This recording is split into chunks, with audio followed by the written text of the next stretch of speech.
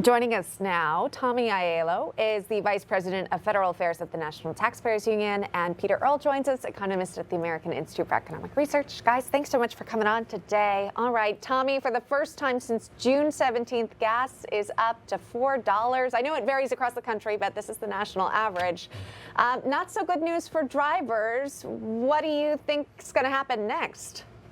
Yeah, certainly not good news. No one wants to pay more for gas. And, the way I look at it, I think prices are going to be elevated for the short term. The market really doesn't like this escalating conflict with Iran. We signed that memorandum of understanding. We had thought things had cooled, gas prices dropped. Now we're seeing the opposite of that. This escalation that we're seeing, especially over the past week, is going to push prices higher, coupled with the decline in U.S. refining capacity, which I think isn't an under-discussed story. We're actually producing less gasoline now than we were last year because of this refining pullback.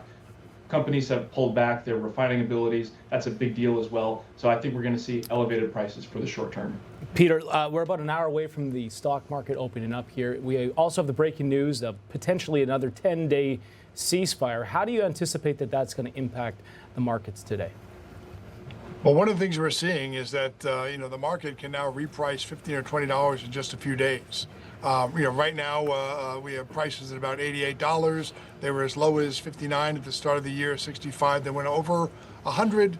We were down to 71 at the start of July. So it bounces around a lot. What I think is that if we get a ceasefire, it's likely that oil prices and gasoline prices then will come back down. But I also think that people are starting to believe, I'm among them, that the game plan here for Iran is to simply sort of rest back, and then when things start to get normal again, they'll fire a few more missiles. They want to keep this going, I think, until the midterms. So I think each time we'll get oil going lower and gasoline prices going lower, but maybe not as low as they could go in anticipation of things restarting. Yeah, you'd love to see them well below 3.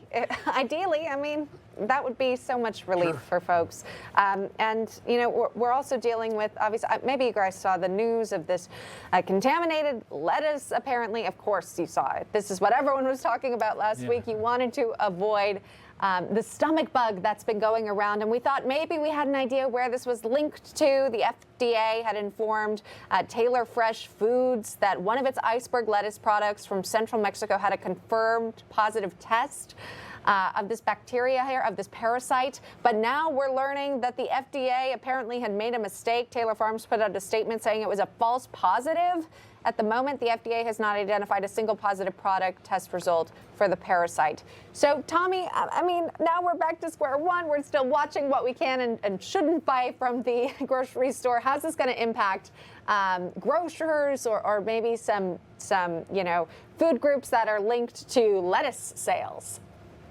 I mean, I could just tell you from personal experience, my local salad shops in my neighborhood, they were all empty for the past few days because of this outbreak. And one, you feel really bad for Taylor Farms, who was accused of starting this terrible illness that was going on, and clearly that's not the case. So you obviously feel for them. And I think from a consumer perspective, everyone's a little concerned. We thought that we had identified the problem and started to solve it. I think with this uncertainty hanging out there, I think you're going to see Americans pull back on some of this spending, particularly on lettuce and fresh produce and berries, just because they don't know. And that's the biggest thing with the consumer. Americans want to spend money knowing that it's going to go to good use. They don't want to spend money if they know they can get sick. Peter, I want to ask you about the World Cup final. It was on Sunday, but more specifically the economic impact. President Trump was touting that this was the most successful World Cup in history. You had record attendance at these stadiums. You had a lot of people that were here touring around the country. What do you hear in terms of what the economic impact was of the FIFA World Cup? Well, it's significant, and in particular because there is the marginal American consumer who's dialed back from driving as gasoline prices have gone up. I think some of that has been overtaken by people, coming to the U.S. and spending money on the World Cup. I mean, I remember the impact when I was a trader that we actually used to see a drop in foreign exchange volumes around the world because people would be watching the game. So it has a global influence. It happens, every couple of years, and I think we're going to reap benefits of it right now. When that saving falls off, maybe we'll have a better look at what's been happening, what consumers have been doing, with gasoline prices elevated. Yeah, exactly. I'm so curious to see how these local businesses ended up doing. I know there's also been some increased security costs just to make sure everyone stays safe. Yeah. So you do have to balance that out, but we will wait and see. Overall, I thought it was a great time for the U.S. and we had a really good PR, little marketing movement for the country. A lot of people had so much fun. Tommy, we talked about the lettuce, right? So now, if you can't eat that, maybe you'll go to a fast food chain. Burger King is now trying to appeal to customers and consumers who might be taking, GLP-1s, more dieting medications. They don't want to eat that much, but they still want to address the craving of fast food. They're testing items like the Whopper Bites. So I'm assuming just, smaller portions of their famous Whopper burgers. Yeah. And some protein-forward bowls option for consumers. Is this a trend that you're noticing for fast food chains right now?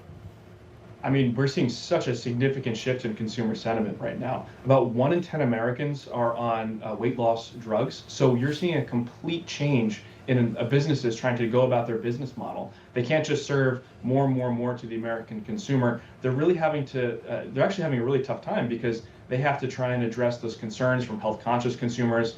Obviously, lower middle income consumers are being squeezed as well, so they want more value. And then, of course, you have these Americans on GLP-1s. So American businesses, they're actually having a really tough time. And I think we've seen that at some of the earnings calls so far, especially from some of the grocers and some of the major consumer brands as well. So it really is a tough time to be an American business having to navigate all this. And of course, Americans, they're just looking for value anywhere they can get it.